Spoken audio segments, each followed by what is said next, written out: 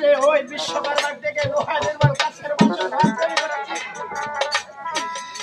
ওই বিশ্বকর্মার থেকে কাছের বাসর ঘর তৈরি করে দিয়েছি। মনুষ্যকে ভয় করে শিব ঠাকুরের কাছে পূজা দিতে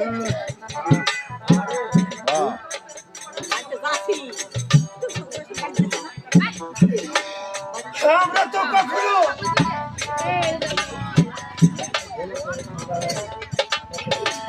ওই মনুষ্যকে আমরা বিশ্বাস করি না। আমার বাড়ির স্ত্রী, আমি তোমার স্বামী। যদি তুমি ছেলের ভালো হয়ে থাক করতে পারো, আমি তো ছেলের ভালো বুঝি।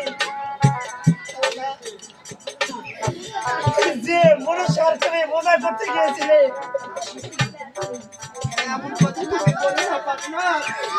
ওই মনুষ্য আমাকে কি করে তোলা জানো?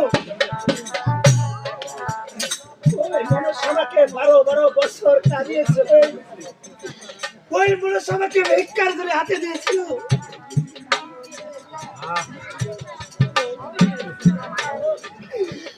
ওই মনুষ্য আমার 6টা ছেলে মারা দিয়ে সন্তান করেছিল।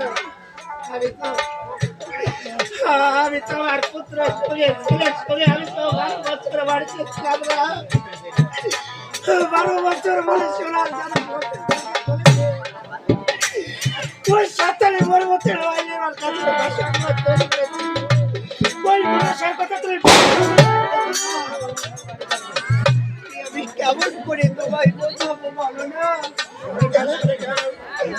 আমি যে মা মনুষ্য আমাদের একে একে সব পরিষ্কার থেকে আমাদের বঞ্চিত করে গেল। আমি সত্যি বলছি না, আমি যে গিয়েছিলাম ওই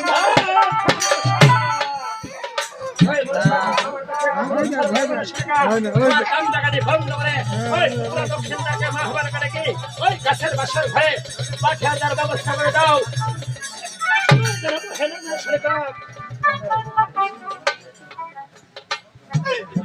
আজকে একে একে 6টা সন্তান তো চলে গিয়েছে পারো না।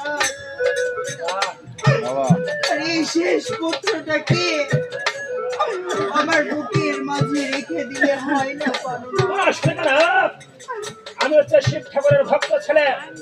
আমি যখন শিব ঠাকুরের 12 বছর ছিলাম, আমি ভালো মন্দ বুঝতে পারি। আমি সকলের পূজা করে মনসার পূজা করবো। আর আমি মনসার সাথে আনতে পার তার জন্য লোহা নির্মাণ কাছের বাসর ঘর তৈরি করে দিয়েছি। লক্ষ্মীনাথকে মা বেলার দিকে সূর্যোদয়ের আগে তুমি কাছের বাসর ঘরে পাঠিয়ে